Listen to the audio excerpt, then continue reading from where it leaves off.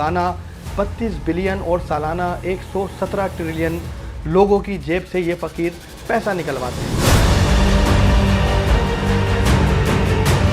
Criminals होते हैं जिनका पेशा होता है जराइम करना। इस तरह मेजॉरिटी केसेस में हम जो गदागर देखते हैं वो पेशावर गदागर होते हैं। एक टाइम खाना खाता हूँ, एक टाइम नहीं खाता हूँ सर। हमारा ये मजबूरी है सर, हम शौक से नहीं मांगते सर। बहुत सारे जराइम हैं, बेगर्स होते हैं इन्वॉल्व। चोरी चकारी हो गई, तो मंशियात की ट्रांसपोर्टेशन हो गई। टारगेट है उनका ना कि उनको 1000 रुपये कमाने या 2000 रुपये कमाने या 5000 रुपये कमाने, तो उन्होंने एक टारगेट बनाया हुआ है इस चीज़ के ऊपर। बिल्कुल एक्सप्लॉइट करते हैं बच्चों को भी, ख़वातीन को भी। बचपन से बाबा मेरा वालिद साहब भी फकीर था। जो गदागर हैं वो भी एक दरहकीकत एक माफिया टाइप के हैं। पाकिस्तान शायद उन चंद ममालिक में से एक है जहां कई तरह के माफियाज का राज है।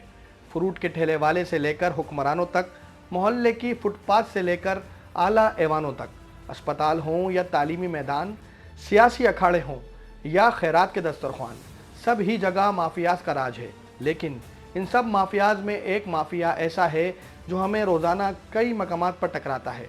मुख्तलिफ सूरतों में, मुख्तलिफ अंदाज में, हर जिन्स और हर उम्र के शख्स का ताल्लुक़ इस माफिया से है। जी हाँ, मैं बात कर रहा हूँ गदागर माफिया यानी पेशावर भिखारियों की। मैं इसको एक माफिया ही समझूंगा। जिस तरह और माफियाज हैं जिनको शायद माफिया कहना झिझकते हैं, इस तरह जो गदागर हैं वो भी एक दरहकीकत एक माफिया टाइप के हैं। आप अगर देखें रियलिस्टिकली भी डिज़र्विंग बंदा है जो सही माने में सफ़ेद पोश है, मैं तो कहूँगा कि जो राइट्स हैं वो भी सल्ब कर लेते हैं। मेजॉरिटी केसेस में जो गदागर हैं वो उनका पेशा गदागरी होता है, वो प्रोफेशनल गदागर होते हैं। जिस तरह प्रोफेशनल क्रिमिनल्स होते हैं जिनका पेशा होता है जराइम करना। इस तरह मेजॉरिटी केसेस में हम जो गदागर देखते हैं वो पेशावर गदागर होते हैं। आजकल वो फ़कीर निकल गए हैं जिनको बस ज़रूरत नहीं है, अपनी चोरी चकारी के लिए निकल जाते हैं, जिनके साथ हम लगते हैं माफ़ी मांग करते हैं कि भाई माफ़ करो। कोई उनका माफ़ करने का इरादा नहीं होता, बस वो क्या करते हैं इरादे में होते हैं बस ये यहाँ पे रश में ही कुछ चीज़ हम उठा के लेके अपनी निकल जाएं। इन्होंने अपना ड्रामा बनाया हुआ, कपड़े लेके निकलते हैं, छोटे बच्चे होते हैं, उनके पास खाने की चीज़ होती है, चलते हुए रोड पे जानबूझ के गिरा देते हैं वो।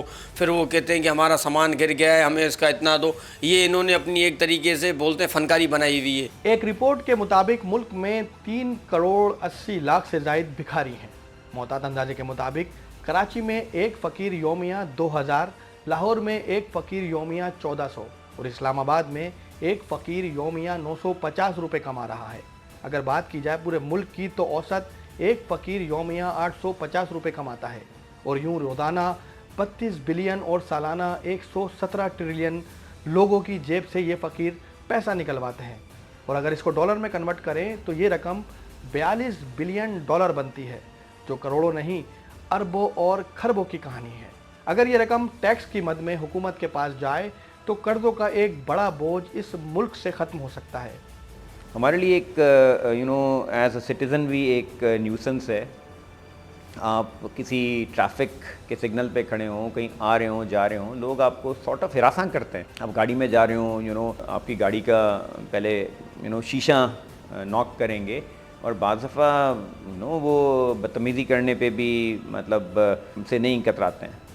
तो दिस इज़ एक्चुअली न्यूसेंस और इसके ख़िलाफ़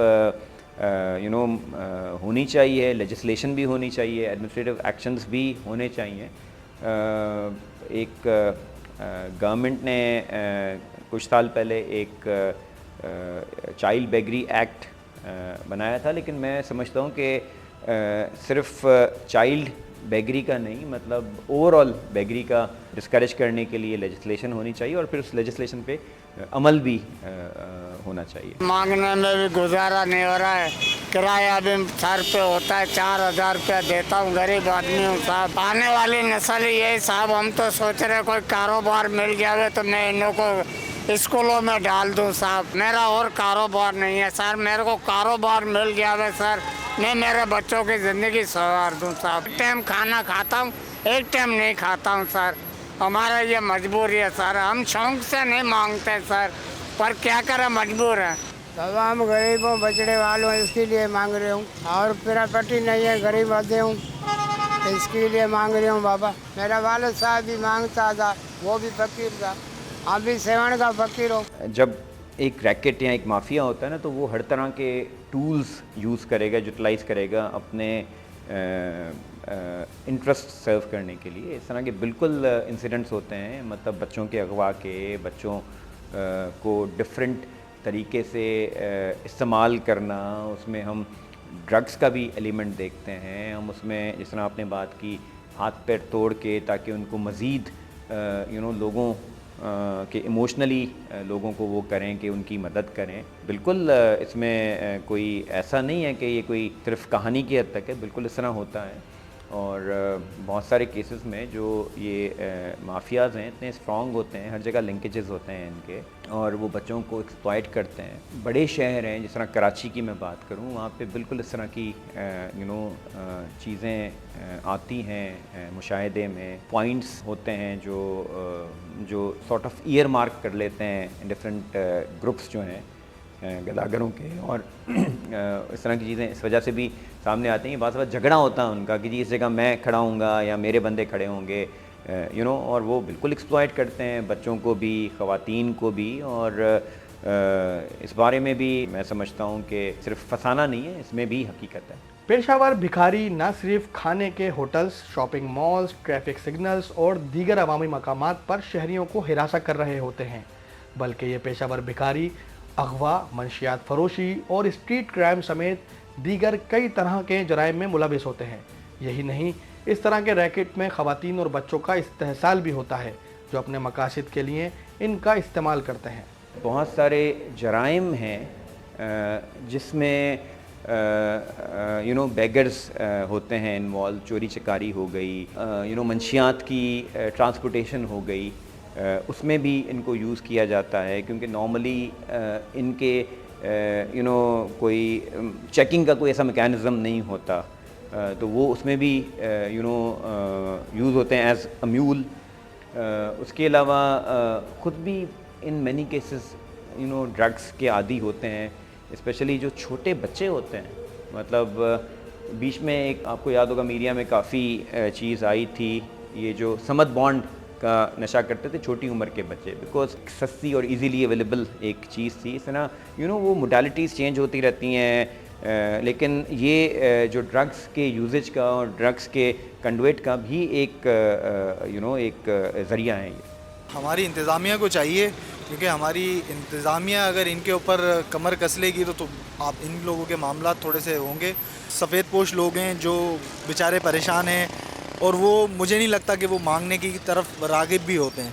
टारगेट है उनका ना कि उनको 1000 रुपये कमाने या 2000 रुपये कमाने या 5000 रुपये कमाने, तो उन्होंने एक टारगेट बनाया हुआ है इस चीज़ के ऊपर। अक्सर ऐसा हुआ है, हम रात के अंदर जो है होटल वगैरह पर बैठे होते हैं, तो हमारा मोबाइल वगैरह जो है वो टेबल पर होता है, वॉलेट वगैरह भी टेबल पर रखा होता है, तो फ़कीर मांगने आते हैं, हम इनसे बातों में मशगूल हो जाते हैं, तो हमारे माल पे, हमारे पैसों पे, हमारे मोबाइल वगैरह पे नज़र रखे होते हैं। अक्सर ये मुखबरियाँ भी करते हैं, और आगे जाके ये है कि डकैती की वारदातें भी पेश आ जाती हैं। आपको कोई लूट के ले जाता है अचानक से, कार के अंदर ड्राइव कर रहे हो आप, तो ड्राइविंग साइड वाला आपका ये मिरर बजाते हैं, और आप उधर बात कर रहे होते हैं, अगर दूसरी साइड का आपका मिरर नीचे हो तो वो दूसरी साइड से आपका सामान वगैरह चोरी करके ले जाते हैं। गदागिरी हमारे मुआशरे के लिए एक लानत है।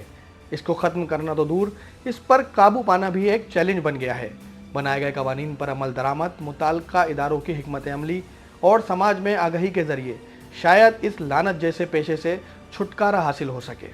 देखें, इफ़ेक्टिव लेजिस्लेशन नंबर 1, नंबर 2 उस लेजिस्लेशन का इफ़ेक्टिव नफाज स्पेसिफाई करें, प्रॉपर्ली इलीगल डिक्लेयर किया जाए, फिर रूल्स फ्रेम किए जाएं जिसमें डिफरेंट इदारों की ज़िम्मेदारी का तयन किया जाए कि पुलिस का क्या किरदार होगा। रिसेंटली ऑनरेबल हाई कोर्ट ने एक फ़ैसला दिया था, उसमें ट्रैफिक पुलिस पाबंद किया था बहुत सारे हवालों से बेगरी को डिस्करेज करने के लिए। फिर ज़िले इंतज़ामिया का क्या किरदार होगा, म्यूनसिपल एडमिनिस्ट्रेशन का क्या किरदार होगा, सोशल वेलफेयर डिपार्टमेंट का बहुत अहम किरदार है, स्पेशली जो ये चाइल्ड बेगरी एक्ट है उसके हवाले से वो किस तरह से अपना रोल डिस्चार्ज करते हैं। ये तो एक एस्पेक्ट हो गया और सबसे अहम एस्पेक्ट मैं समझता हूँ हो गया। दूसरा हो गया अवेयरनेस फैलाना माशरे में, लोगों को ये अवेयरनेस फैलाई जाए कि यार आप शायद कोई कॉज सर्व नहीं कर रहे हैं कि अगर आप इसको एक तरह से आप परवान चढ़ा रहे हैं बेगिंग को, आप कोई नेक काम करने के, नेकी करने के, लोगों को लुक आफ्टर करने के और बहुत सारे ज़रिए हैं जो ज़्यादा इफ़ेक्टिव हैं। यौमिया बिना मेहनत मजदूरी किए पेशावर गदागर इंतहाई भारी रकम पाकिस्तान में रहने वालों से बटोर रहे हैं, जो देने वाले को शायद मामूली लगती है। ये पेशावर गदागर न सिर्फ इस मुल्क की सरजमीन पर एक बोझ हैं बल्कि जराइम फैलाने का जरिया भी। तो फैसला आपका है, या इन्हें परवान चढ़ाएं या सफ़ेद पोश और हकीकी मुस्तहिक ढूंढ कर इनकी मदद की जाए।